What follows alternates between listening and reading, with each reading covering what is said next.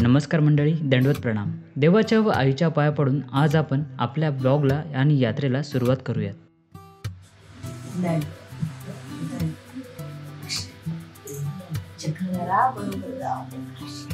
जगतवंदे प्रतिष्ठान नाशिक यांच्यामार्फत तीर्थस्थान दर्शन दुचाकी यात्रा आयोजित केली होती. याची सुरुवात 17 नोव्हेंबर 2023 रोजी दापूर जिल्हा नाशिक येथून होणार होती. 17 तारखेला सकाळीच निघायचं होतं, म्हणून मी 16 तारखेला दुपारी 3च्या सुमारास आपल्या सखीला घेऊन निघालो.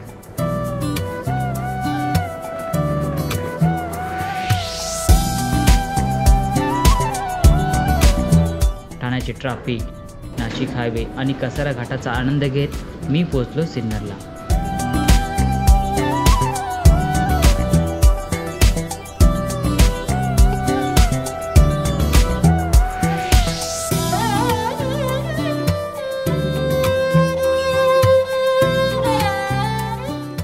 दिवाळीनिमित्त मंदिराची केलेली सजावट खूपच छान होती.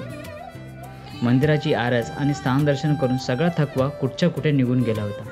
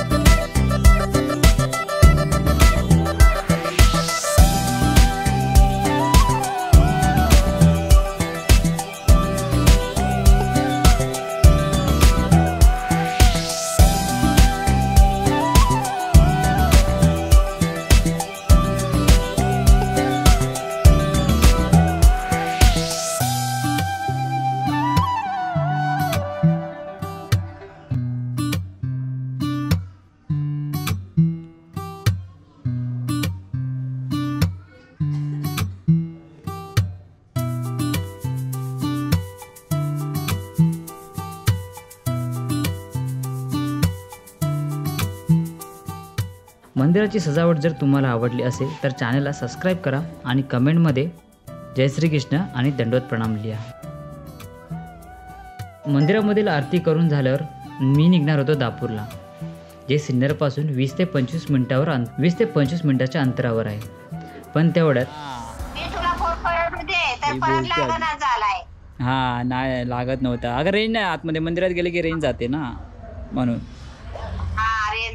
चालेल निघ लवकर मग. हो दंडवत. हो दंडवत पोहोचतो आता मी तिकडे. हा तिथे बरेच जण आपण इथेच आहेत. हा चल ठेवू. हा दंडवत. अगं कोण आहे दंडवत? हा दंडवत ठेव. हे बोलायला लागले ना, लय बोलते बाबा मित्रांनो. हो करतो. चल ठेव आता. सो मंडळी, आता निघतो मी इकडनं. आता दापोरीला बाबांचा फोन आला होता की तू कुठे आहेस. आता मी जातो दापोरीला आणि मग आम्ही निघालो दापूरला. जय श्रीकृष्ण, भेटूया दापोरीला. हो मंडळी, पोचलो मी दापूरला. पोचताच असं समजलं की आपल्यासोबत बरेचसे यात्रेकरू आहेत. राजू कपाटे बाबा यांनी मला देवपूजा करून जेवायला बसण्यास सांगितलं.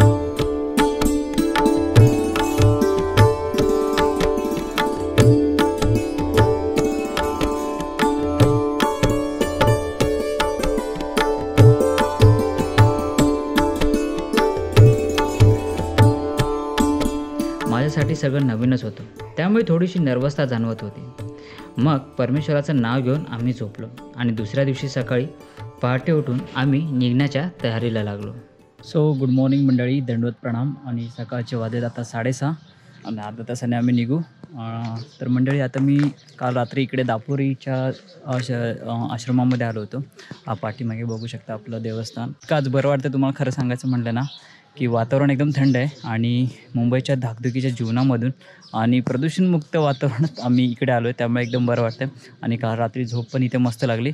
सो आता आम्ही थोड्या वेळाने इकडनं निघतो आहे दर्शनासाठी. आज मग बहुतेक दर्शन नाही होणार, पण आज 160 किलोमीटरचं ट्रॅव्हल आज आपण इकडनं करणार आहोत.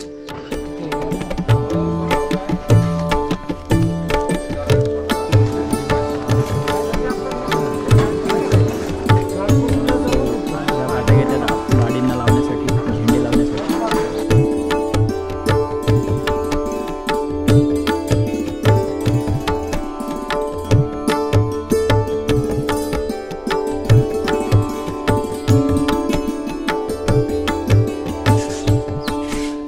आणि हा मोठा कार्यकर्ता आपला.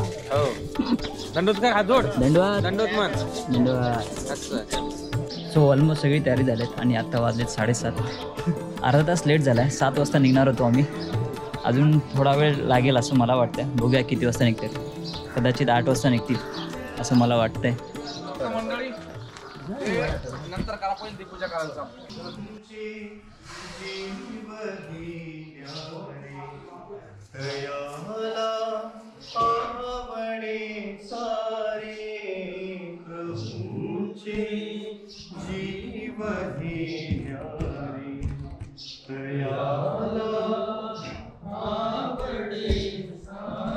पंथ हा सकल जीवांचा, पंथ हा सकल जीवांचा, असा पंथ स्वामींचा परस्परे परम प्रीतीचा, असा पंथ स्वामींचा.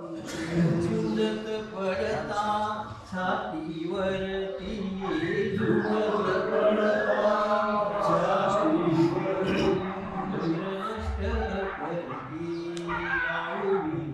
चक्रधराची स्तुती गाऊली, चक्रधराची स्तुती. तर मंडळी, या यात्रेच्या निमित्ताने परमपूजनीय परममहंत श्री सुदर्शन दादा महानुभाव यांनी एक नवीन बाईक घेतली आणि या बाईकचं पूजन करत आहेत याच मंदिरामधील परमपूजनीय तपस्विनी पुष्पाताई लांडगे.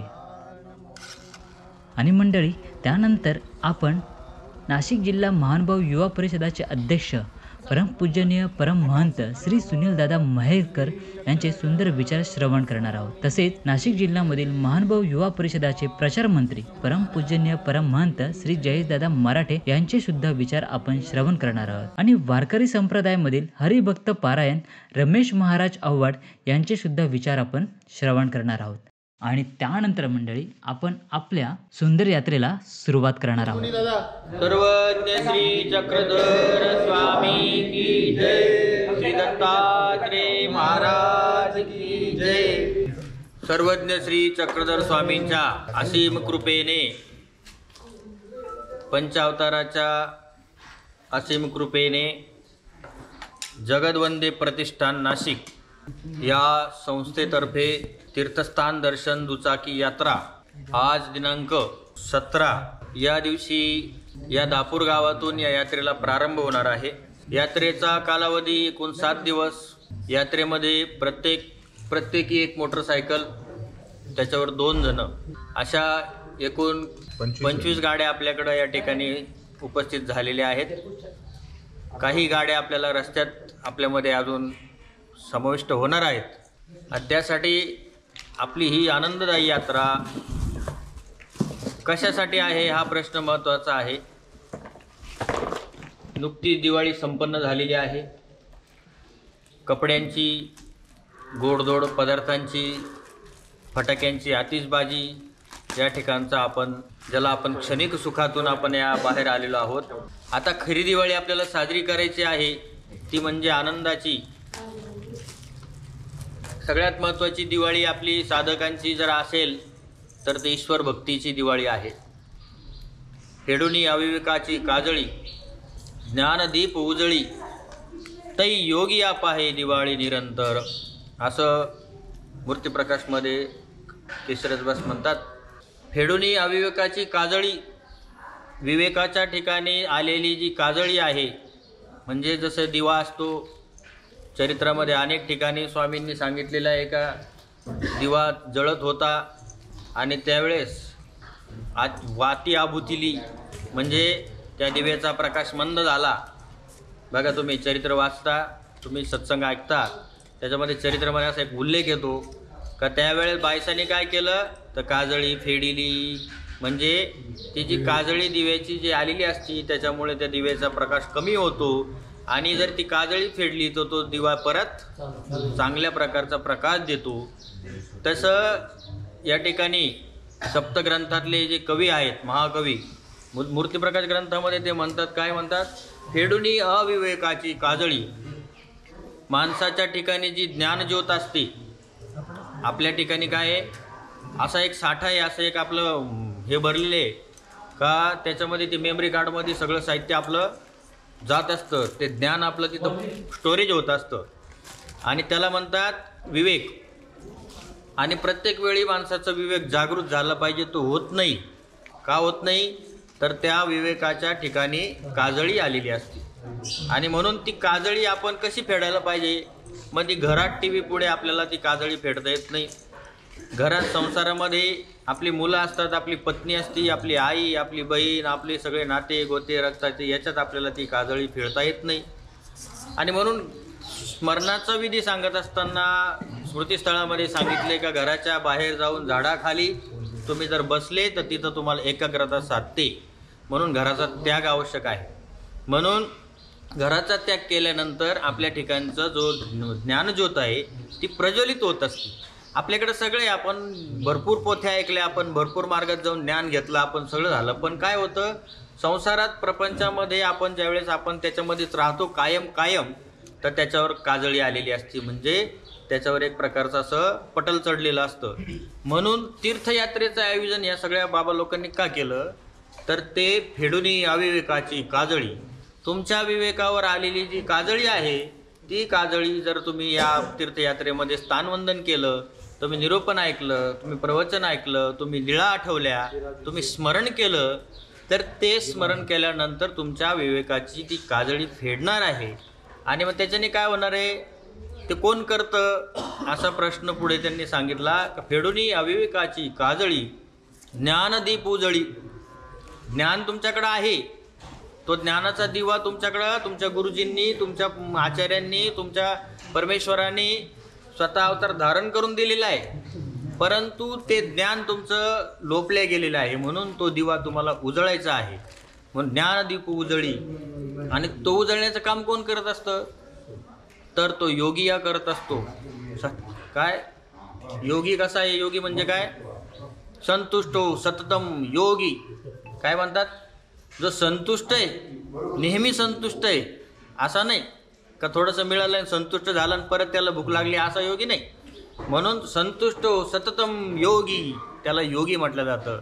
तर तो जो योगी आहे जगामध्ये, आता तुम्ही विचार केला असेल का आपल्याकडे 25 मोटरसायकल आल्या, 50 लोक आपण एकत्रित जमा झालो, मग बाकीचे नाशिक जिल्ह्यामध्ये लोक नाहीत का, गावात लोक नाहीत का, रिकामे नाहीत का, आहेत भरपूर लोक, पैशावाले नाहीत का, काही अडचणी आहे का त्यांना, नाही, अडचण तयार करणारे लोक आहेत जास्त.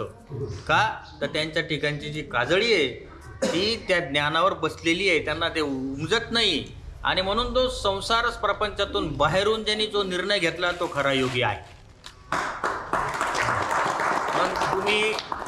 तुम्हाला योगी परमेश्वराने बनवलं तुम्हाला, कारण ही संधी, ही दिवाळीची संधी तुम्हाला दिली देवाने. कसं ज्ञानदीप उजळी. आणि मग याचा काय पुढं काय परिणाम आहे, याचा परिणाम असा आहे का 7 दिवसामध्ये तुम्हाला साक्षात परमेश्वर भेटणार आहे. 7 दिवसात तुम्हाला परमेश्वराची अनुभूती भेटणार आहे. 7 दिवसात तुम्ही गेल्या आयुष्यात कधी भोगलं नसेल एवढं चांगलं आनंद तुम्हाला मिळणार आहे का नाही. आणि म्हणून योगी या निरंतर पाहे दिवाळी. काय ती दिवाळी कशी पाहणार आहे तो योगी या, मग तुम्हाला हा प्रसंग निरंतर आठवणार आहे का. आम्ही दापूरच्या मंदिरात, आम्ही मोटरसायकल यात्रेच्या निमित्ताने आम्ही त्या मंदिरात झोपलो होतो. रात्री फार छान झोप आली, सकाळी गुराईने आम्हाला उठवलं, आम्ही उठलो आणि आम्हाला देवाचं दर्शन झालं. फार छान देवपूजा आहे तिथे, जुनं मंदिर आहे, त्या मंदिरामध्ये त्या आई आहेत, त्यांचा परिवार आहे, एकदम देवधर्म करतात, भारी छान. ही तुम्हाला निरंतर आठवणार आहे. ज्या वेळेस तुम्हाला कधी कोणी विचारलं चालता का हो मोटरसायकल यात्रेत, चालता का हो पदयात्रेत, त्यावेळेस तुम्हाला तुमची ही स्मृती परत जागृत होणार आहे. म्हणून ही दिवाळी तुमची कशी आहे, निरंतर आहे का नाही. तुम्ही मागच्या दिवाळीला कपडे घेतले असेल, आठवतं का तुम्हाला कोणता कपडा घेतला होता? नाही. काय लाडू खाल्ले होते आठवतं का? नाही आठवत. किती शेव खाल्ली होती, किती फराळ खाल्ला होता आठवतं का? किती फटाके फोडले होते नाही आठवत. मागच्या दिवाळीचा कोण काढतं? काल काय भाजी खाल्ली ती नाही आठवत आम्हाला.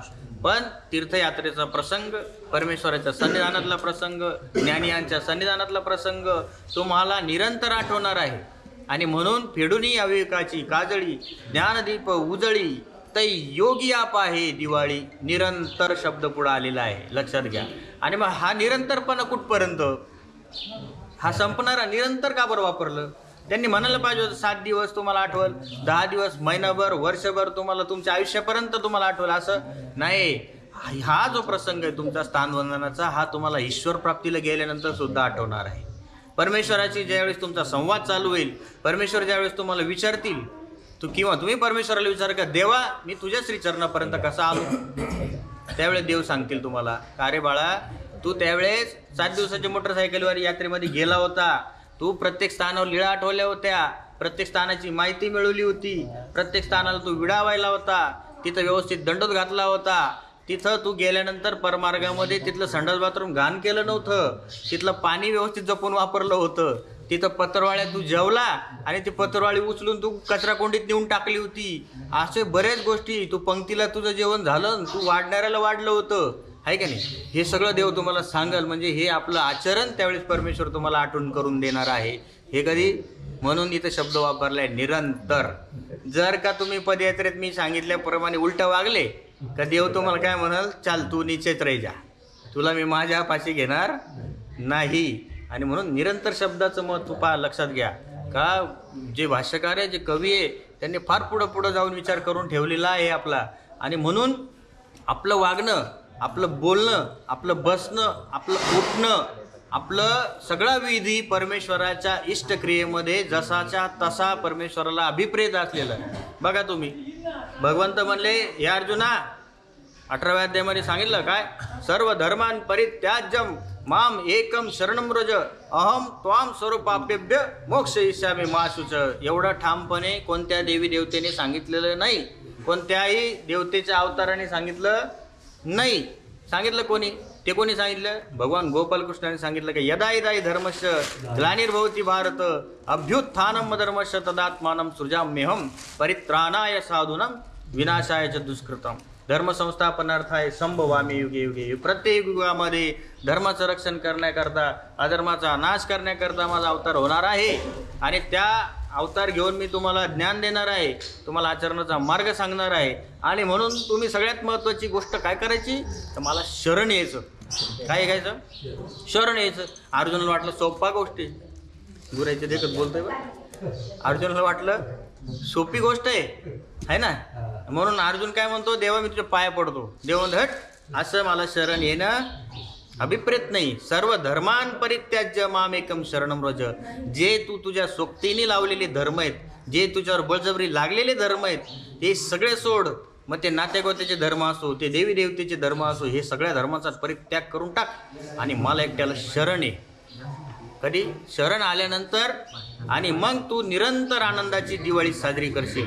हा परमेश्वराला सांगायचं होतं. आणि म्हणून निरंतर शब्द जिथे घातला आहे तो फार व्यापक दृष्टीने घातलेला आहे. त्याचं आपल्याला एकदम महत्त्वाचं आहे. बघा तुम्हाला 4च ओळीची छोटंसं काव्य, याच्यामध्ये 4 ओळीमध्ये दिवाळीचा मोठा आनंद सांगितलेला आहे. आपल्याला सुख आपलं संपून जातं, आपण दिवाळीची सुख भोगतो.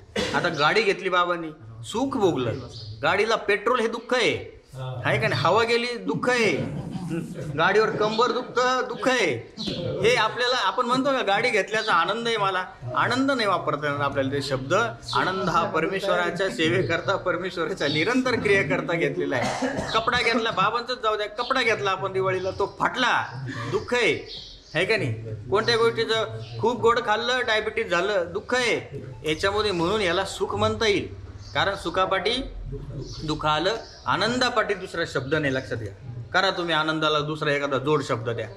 आनंदालाच नाही, सुख आणि दुःख, तसं आनंदाने नाही, विरोधी शब्दच नाही. म्हणून तो परमेश्वराच्या श्रीचरणाचा जो आनंद आहे निरंतर आहे आपल्याला.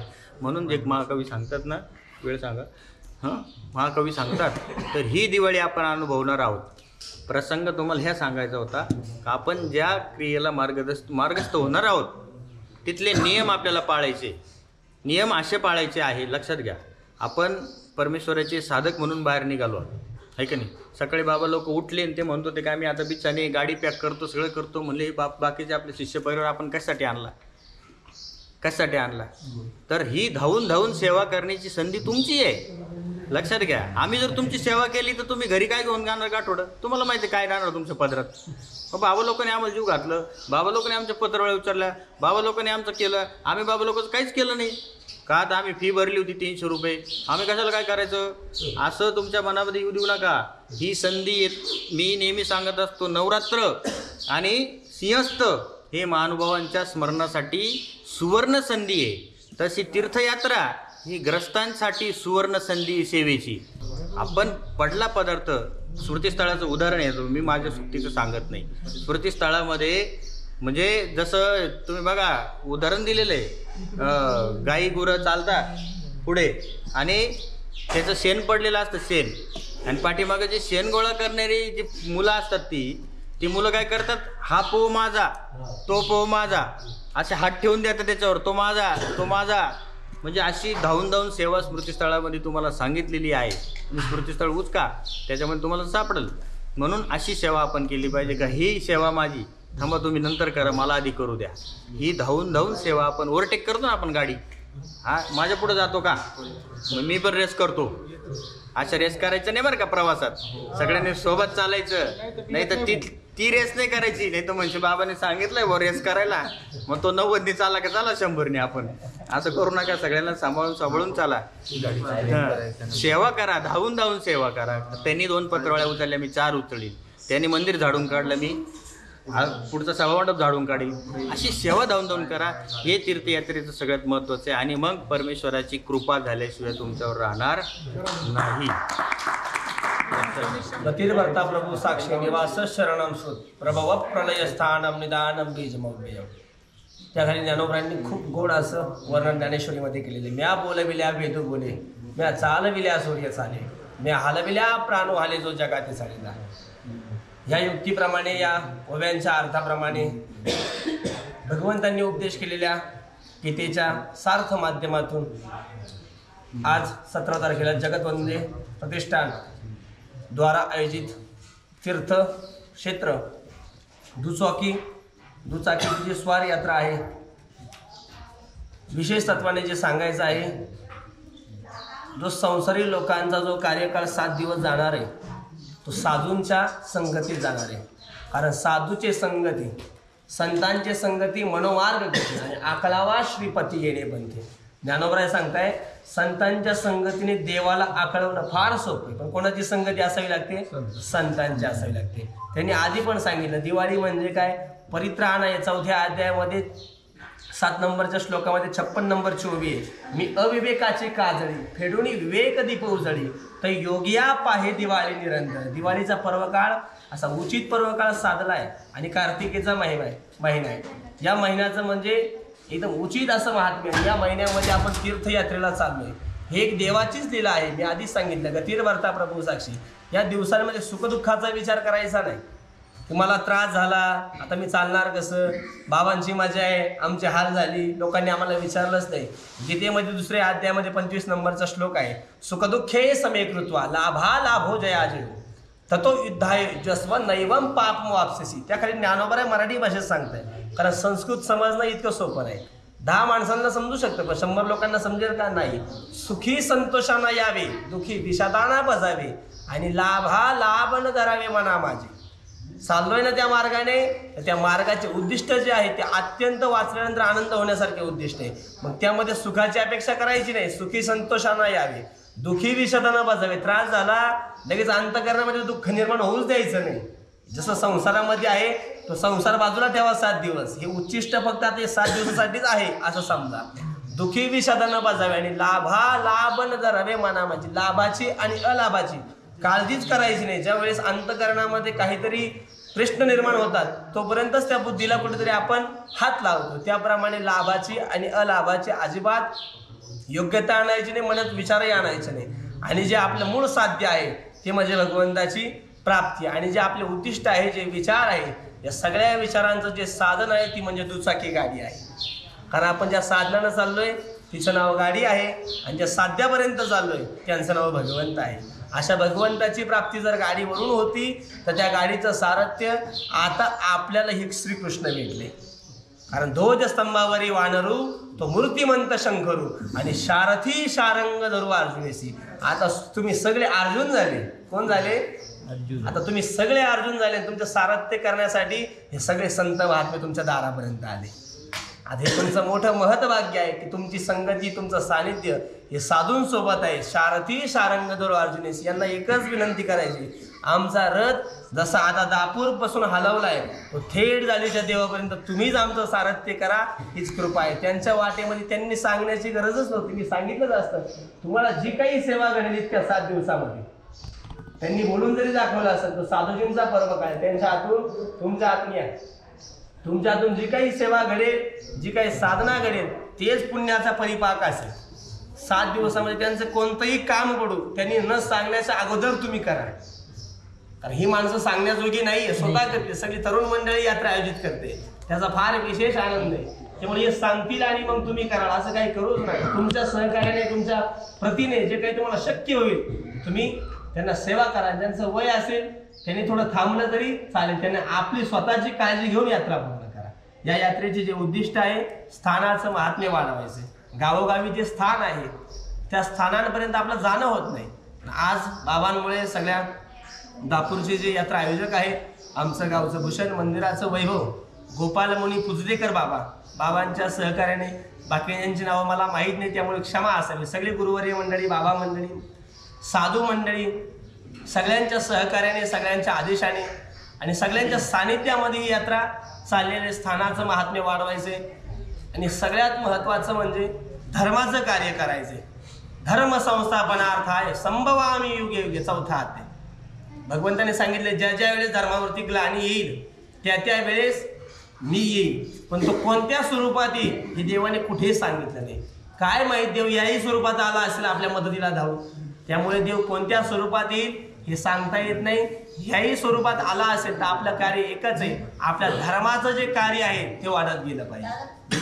आणि या धर्माच्या कार्यासाठी स्थानाचं महात्म्य वाढलं पाहिजे, नंतर धर्म वाढला पाहिजे, त्यानंतर व्यसनमुक्त झाला पाहिजे. व्यसनमुक्ताचं जे वर्णन आहे, कारण समाज आता व्यसनाच्या फार अधीन चाललाय. या जे यात्रेचे उद्दिष्ट आहे व्यसनमुक्त समाज झाला पाहिजे. आणि जी भिक्षुक एकांतात राहत आहे, कारण आवडी विठ्ठल गाई जे एकांती आणि अलभ्यते येती लाभ घरा. तुकोबरायांचं प्रमाण आहे, याच्यातला माझा जास्त अभ्यास नसल्यामुळे ते प्रमाण कधी मध्ये सांगते. आवडी विठ्ठल गाई जे एकांती आणि अलभ्यते येती लाभ घरा. हित व्हावे तरी दंभ दुरी ठेवा आणि चित्त शुद्ध सेवा देवाची. जर वाटतंय हित व्हावा, बरोबर व्हावा, चांगलं व्हावा, यासाठी अंतकरणातला दंभ बाजूला सारावा लागतो. मग तो साधू जरी असला आणि गृहस्थी जरी असला. कारण अहंकाराचा वारा न लागो राजस्थान माझ्या विष्णुदासा भाविकाशी. अहंकाराचा वाराने स्पर्श जरी झाला तरी माणसाचं पतन झाल्याशिवाय राहणार नाही. आणि अधपतनाच्या वाटेला जायचं नसेल तर अहंकाराचा वारा आपल्या अंगाला लागू नये. त्यामुळेच ही यात्रा आहे. कारण 7 दिवस आपण घरदार सोडून चाललोय. मी आणि माझे पण हरवले जयाचे अंतकरण पार्था तो संन्यासी जाण निरंतर. 5वा अध्याय क्रमांक 20 ज्ञानेश्वरीचा. मी आणि माझे पण हरवले जयाचे अंतकरण. ज्याच्या अंतकरणामध्ये मी आणि माझं हरवतं तोच संन्यासी निरंतर आहे असे ज्ञानोबराय सांगते आणि गीता सांगते. बाकी दुसरा संन्यासी निरंतर नाही. ज्याच्या अंतकरणामध्ये मी आहे आणि माझा आहे तो माणूस संन्यासी नसतो. मी आणि माझे पण हरवले जयाचे अंतकरण पार्था तो संन्यासी जाण निरंतर. मग या 7 दिवसामध्ये तुम्हालाही तो योग अनुभव सगळ्या सद्गुरू महात्म्यांमुळे अनुभवायला मिळणार आहे. त्यामुळे जेणेकरून आपल्या हातून काहीतरी उचित अशी धर्माची साधूची सेवा होईल तो आपण प्रयत्न करा. आणि हे यात्रेचे जे उद्दिष्ट आहे हे सफल होण्यासाठी होणारच आहे, कारण त्याला आशीर्वादच भगवंताचा आहे. आमच्या शुभेच्छांनी काही ही यात्रा सफल होण्याजोगे आम्ही इतके मोठे नाही. पायीची वाहन पायी बरी, मज पामराय काय थोरपण, पायीची वाहन पायी बरी, परंतु प्रसादे सर्व दुःखानां हानिरश्चयोपजायते, प्रसन्न चेतसो याशु बुद्धी पर्यवतिष्ठते. सकाळी आपण ज्या प्रसादाचं सेवन केलंय तो प्रसादच येत्या 7 दिवसामध्ये आपलं सगळं उच्चिष्ट जे उद्दिष्ट आहे ते पूर्ण करणार आहे.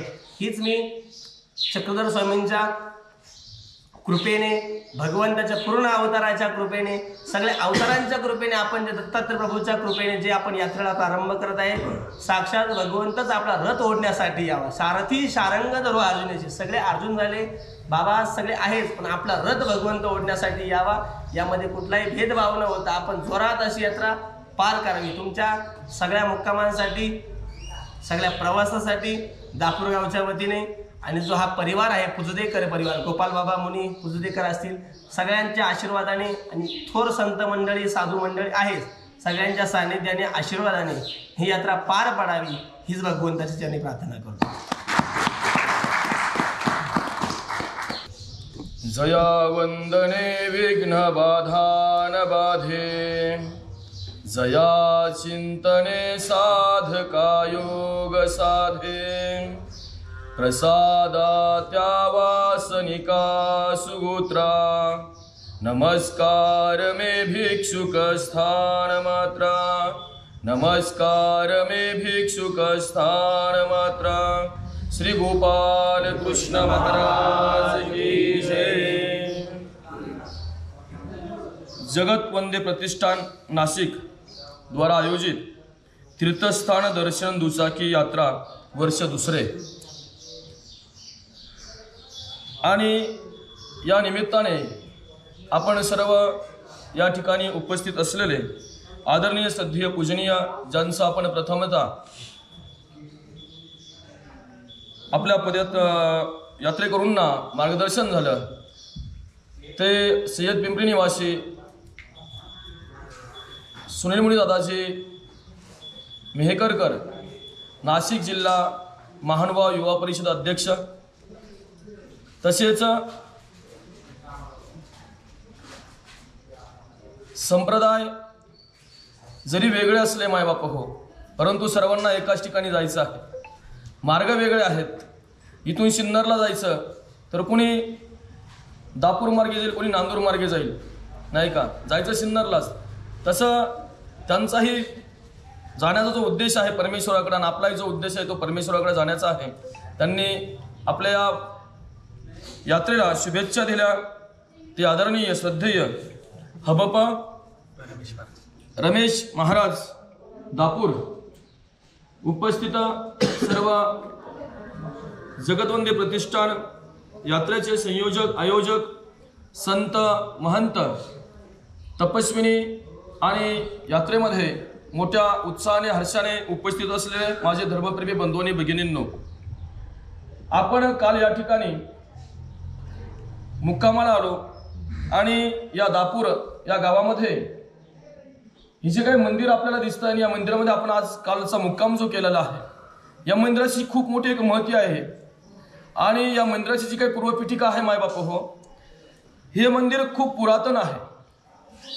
या दापूर गावाचं हे वैभव आहे की या मंदिराची स्थापना 1949 साली या गावामध्ये आदरणीय श्रद्धेय पूजनीय कैवल्यवासी गोपाळ बाबा कपाटे या परिसरामध्ये वास्तव्याला होते. आणि या परिसरामध्ये वास्तव्याला असताना या परिसरामध्ये अटल विजन करायचे, भिक्षा करायची, झाडाखाली त्यांनी वास्तव्य करायचं. त्यांच्यासोबत त्यांची देवपूजा होती. आणि मग तिथं ते राहू लागले. नंतर ते अशक्त झाले आणि नंतर ते या ठिकाणी वास्तव्याला राहिले. तीच देवपूजा या ठिकाणी एक छोटंसं मंदिर होतं. आणि नंतर म्हणजे मंदिर म्हणजे तेव्हा ती झोपडी होती, समजा कौलाचं एक मंदिर होतं. या मंदिरामध्ये ते वास्तव्य करायचे. पुढे त्यांच्यानंतर कैवल्यवासी जयत्राजदादा पुजदेकर, त्यांच्यानंतर जयत्राजदादा पुजदेकर या ठिकाणी राहू लागलेत. आणि खऱ्या अर्थानं या मंदिराचा जो विजृंभ झाला तो कैवल्यवासी जयत्राज बाबा पुजदेकर यांच्यापासून झालेला आहे. कारण या मंदिराची जी जागा होती, मंदिर एक अतिशय छोटंसं होतं, पुढं कौलारू असं एक छप्पर होतं, तर तिथं हे वास्तव्य करायचे मायबाप हो. त्यामध्ये तपस्विनी पुष्पाताई लांडगे याही त्यांच्या सोबतीला होत्या. त्यावेळेस आपले गोपालदादा लहान होते आणि गोपालदादांचं अख्खं बालपण इथंच गेलेलं आहे. आणि म्हणून या ठिकाणी वास्तव्याला असताना मायबाप हो स्थानाची, मंदिराची महती असते. आणि स्थान जरी दापूरचं मांडलिक असलं, श्री दत्त मंदिर म्हणून हे प्रसिद्धीस पावलेलं आहे. नाशिक जिल्ह्यामध्ये नव्हे अख्ख्या महाराष्ट्रभर दापूर म्हटल्यानंतर श्री दत्त मंदिर म्हणून प्रसिद्ध आहे. तर स्थानाची, मंदिराची महती असते. म्हणतात ना, मुकम करोती वाचालम पंगुम लंग येते गिरीम यत्कृपा तमहम वंदे परमानंद माधवम. मायबाप हो, जर त्या परब्रह्म परमेश्वरी जर कृपा झाली तर मुका माणूस बोलायला लागतो, पांगळा चालायला लागतो, बहिरा ऐकायला लागतो. आणि अशाच काहीशा घटना या मंदिरामध्ये घडून गेलेल्या आहेत. या मंदिरामध्ये अनेक लोकांचे मनोरथ पूर्ण होतात, अनेक लोकांचे दुःख निवारण होतात, अनेक लोकांचं दैन्य दूर होतं. असंच या परिसरामध्ये, या मंदिराच्या बाजूलाच एक मोरवाडीचं कुटुंब राहत होतं. आणि मोरवाडीचं कुटुंब इथं राहत होतं आणि त्यांची जी पत्नी होती ती खूप आजारी होती. आणि ती आजारी असताना तिला या मंदिरामध्ये आणून टाकलं. खूप दवाखाना केला, खूप वैद्यपाणी केलेत, पण तिला कुठेही फरक पडला नाही. त्यावेळेस तिला या मंदिरामध्ये आणलं, मंदिराला विडा ठेवला. त्यावेळेस कैवल्यवासी जयत्राज बाबा पुसदेकर होते आणि मंदिरात विडा ठेवला. आणि बघा मायबाप हो, तिला मुदतीवरती ठेवलेलं होतं, म्हणजे तिला बाहेरबाधेची पीडा होती आणि तिला मुदतीवरती ठेवलं होतं. तेवढ्या मुदतीमध्ये तिचं काहीतरी होणार. ती मुदत अमावस्येची होती आणि अमावस्येच्या दिवशी तिला खूप त्रास होऊ लागला या मंदिरामध्ये. त्यावेळेस बाबा म्हटले की बाबा आता हिचं काही खरं नाही, तुम्ही हिला घेऊन जा. परंतु जे सद्भक्त होते ते म्हटले, बाबा काही जरी झालं तरी आम्ही आता या मंदिरातून तिला नेणार नाही, कारण ती अशी मेलेली आहे तशी मेलेली आहे, तरी मंदिरात जगो अथवा मरो, पण आम्ही देवाच्या दरबारात आणलंय. आम्हाला पूर्ण विश्वास आहे की नक्कीच तिला जीवदान मिळेल. आणि मायबाप हो, मध्यान्ह काळच्या आरतीचा वेळ होता, ज्यावेळेस दत्तात्रय प्रभू कोल्हापूरची भिक्षा करून पांचाळेश्वरला जात असतात. ही मध्यान्ह काळची वेळ आणि या मध्यान्ह काळच्या वेळेला आरतीची वेळ झाली. बाबा म्हटले, मी आता आरती करणार नाही, ही गेल्याच जमा आहे, पेशणी गेल्याच जमा आहे, मी आरती करणार नाही. परंतु ते सद्भक्त म्हटले, बाबा तुम्ही आरती करा. आणि मायबाप हो, बाबांनी आरती चालू केली, विडा ठेवला, आरती चालू केली. आरती चालू झाली आणि आरती चालू झाली तसं त्या बाईला बरं वाटू लागलं. मायबाप त्या बाईला बरं वाटू लागलं म्हणजे तिचा जे काय आजार होता तो पूर्ण क्लिअर झाला आणि ती बाई या मंदिरात पूर्णपणे क्लिअर झाली. म्हणजे तिचं दुःख निवारण झालेलं आहे, तिचं दैन्य निवारण झालेलं आहे. मायबाप असं हे नवशिक स्थान या दापूर गावचं आहे. अशा अनेक लोकांच्या दुःख व्याधी या ठिकाणी दत्तात्रय महाराजांचा विशेष आहे, तो नवशिक विशेष आहे, दत्तात्रय महाराजांचा संबंधित विशेष आहे. आणि या विशेषाने अभिमान घेऊन त्या मातोश्रीचं दुःख निवारण केलं, अनेक जीवजातीचं दुःख निवारण केलेलं आहे. मायबाप अशी या दापूर गावाची महती आहे. आणि या मंदिराचे व्यवस्थापन करणाऱ्या आज तपस्विनी पुष्पाताई लांडगे, त्यांचा समवेत आदरणीय श्रद्धेय पूजनीय गोपालदादा पुसदेकर, ते तपस्विनी पुष्पाताई लांडगे यांचे शिष्य आहेत. आणि काही एक मुलगी आहे श्रावणी पुसदेकर. असा सर्व पुसदेकर परिवार या मंदिराचं व्यवस्थापन करत असतात. आणि या मंदिराचं व्यवस्थापन करत असताना मंदिर म्हटल्यानंतर संत म्हटल्यानंतर, संत महात्मे म्हटल्यानंतर त्यांना एक मोठा, ज्याला आपण म्हणतो की आधार तो असतो, तो या गावातल्या सर्व मंडळीचा आहे. मायबाप या गावातली जी मंडळी आहे, तर सरपंच असतील, पाटील असतील, ज्येष्ठ श्रेष्ठ लोक असतील, तर सर्व मंडळीचं या परिसरातल्या, या दापूरच्या परिसरातल्या, दापूर गावातल्या सर्व सद्भक्तांचं यांना प्रत्येक कार्यक्रमामध्ये, प्रत्येक उपक्रमामध्ये मोठ्या उत्साहाने सहभागी असतात. आणि या मंदिराची ही जी जागा आहे मायबाप हो, या मंदिराची जागा, या मंदिराला जी भूमिदान केलेली आहे तिची एक मोठी गंमत आहे. कारण ही छोटीशी जागा होती मंदिराची. त्यावेळेस हे बाबा होते, कैवल्यवासी जयत्राज बाबा, ते म्हणायचे, ज्यांची जागा होती त्यांना, तर बाबा आम्हाला मंदिराला जागा द्या. पण ते म्हणायचे, मी जागा नाही देणार, दुसरं आपले चापडगावचे KP आव्हाड यांनी सुद्धा त्यांना म्हटलं होतं का बाबा मागची जागा आहे ती मंदिरासाठी द्या, तर त्यांनी ती काय देतच नव्हते. आणि एक दिवस असा झाला की साक्षात परब्रह्म परमेश्वराने त्यांना सूचित केलं, सूचित असं केलं की जे बाबा किंवा आई त्यांच्या स्वप्नात गेल्या आणि ते म्हणतात की मला जागा पाहिजे आहे, मला जागा पाहिजे, मला जागा दे. स्वप्नात बरं का, ते स्वप्नात उठले, त्यांनी पाणी आणलं आणि त्या बाबांच्या हातावरती संकल्प सोडला. बघा, स्वप्नामध्ये त्या बाबांच्या हातावरती संकल्प सोडला आणि सकाळ झाली आणि उठून ते मंदिरात आले आणि आईला म्हटले, आई पाणी द्या, आई पाणी द्या. आईने कुणाला तरी सांगितलं नाही, तुमच्याच हाताने पाणी द्या म्हटले. आणि मग आईने पाणी आणलं आणि देवाजवळ कैवल्यवासी कारभारी रामजी बोडके यांनी या मंदिरासाठी भूमिदान केलेले आहे मायबापू. बघा, म्हणजे परब्रह्म परमेश्वर त्याचं जे कार्य आहे ते कुठल्या परिस्थितीने करून घेईल हे सांगता येत नाही मायबापू. आणि म्हणून या परब्रह्म परमेश्वरावरतीच सश्रद्ध अंतकरणाने आपण सर्वजण श्रद्धा ठेवून भक्तिभावाने या यात्रेमध्ये सहभागी होऊन जी काही आपल्याला अनंत जन्माचे काही पुट चढलेले आहेत या जीवस्वरूपावरती, हे नाचण्यासाठी, हे जीवस्वरूप जे अयोग्य आहे हे योग्य करण्यासाठी, अथवा संसाराच्या मोहमायेमध्ये असताना देवधर्म साधत नाही. साधला जातो का? घरी तुम्ही उठता का पहाटे 3 वाजता? उठता का? नाही उठत. दंडवत घालणं होते का? आपण देवपूजा केली नाही केली, दंडवत घालणं होत नाही. परंतु संत सहवासामध्ये, संतांच्या सहवासामध्ये आल्यानंतर संतांची महती आपल्या सय्यद पिंपरीच्या बाबांनी सांगितली, आपल्या हबापा रामजी दादांनी सांगितली. तर जी काही संतांची महती आहे, संतांचा सहवास आहे मायबापू, या संतांच्या सहवासामध्ये आल्यानंतर आपल्याला खऱ्या अर्थाने परमेश्वराची ओळख होत असते.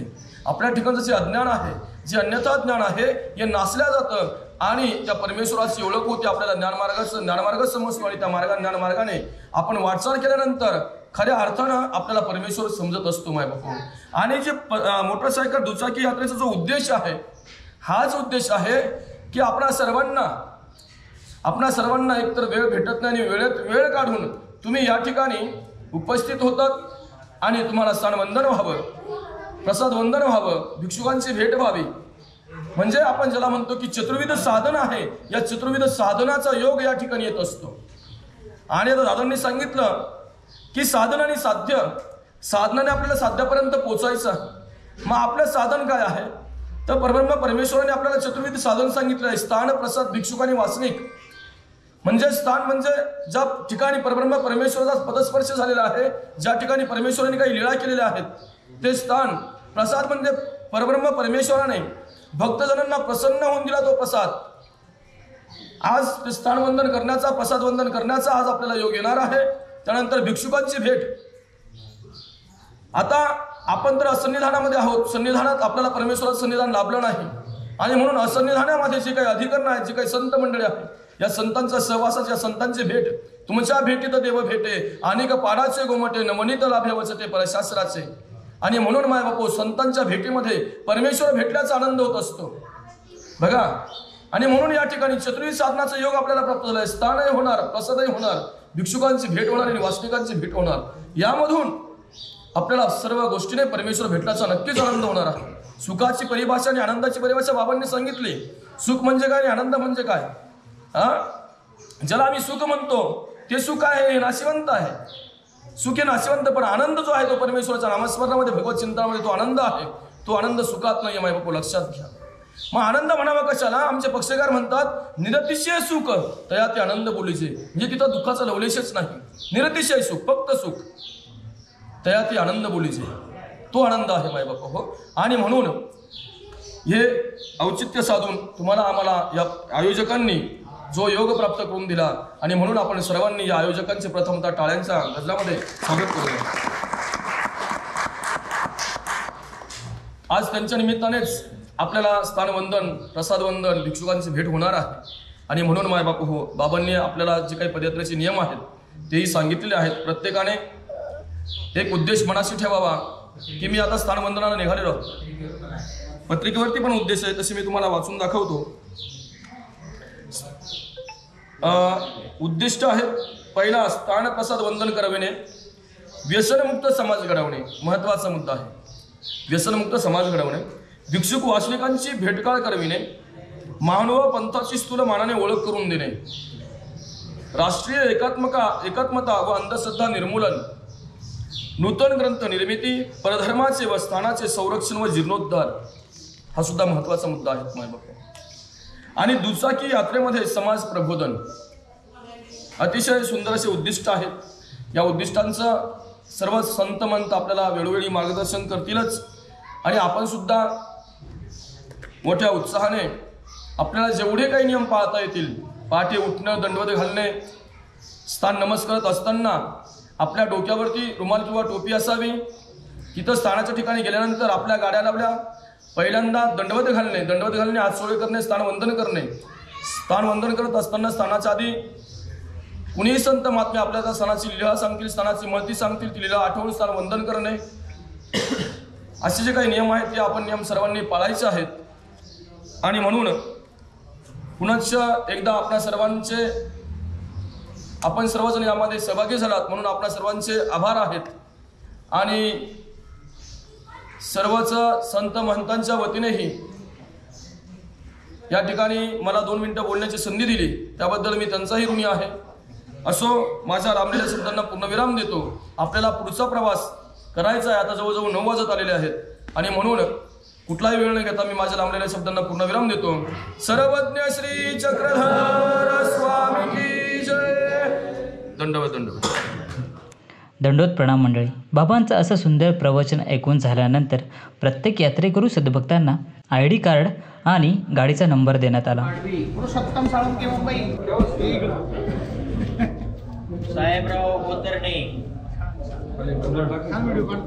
आणि त्यानंतर दापूर येथील स्थानाला विडा अर्पण करून खऱ्या अर्थाने प्रवासाला सुरुवात झाली. तर मंडळी, हा भाग मी इथेच थांबवतो. भेटूया पुढील भागात. तोपर्यंत तुम्ही या व्हिडिओला जास्तीत जास्त लोकांना शेअर करा आणि चॅनलवरती नवीन असाल तर सबस्क्राईब करा आणि कमेंट बॉक्समध्ये दंडवत प्रणाम लिहा.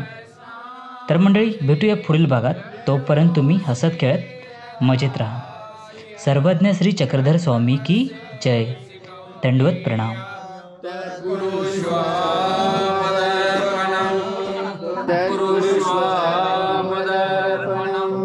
नागपत्र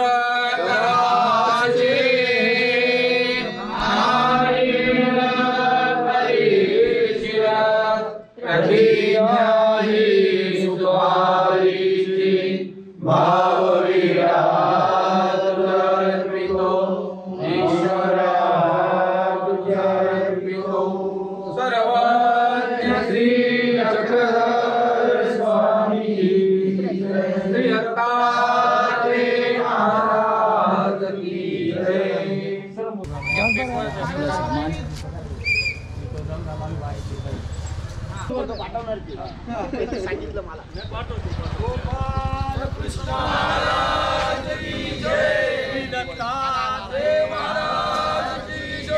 श्री चक्रपाणी महाराज की जय. श्री गोविंद प्रभु महाराज.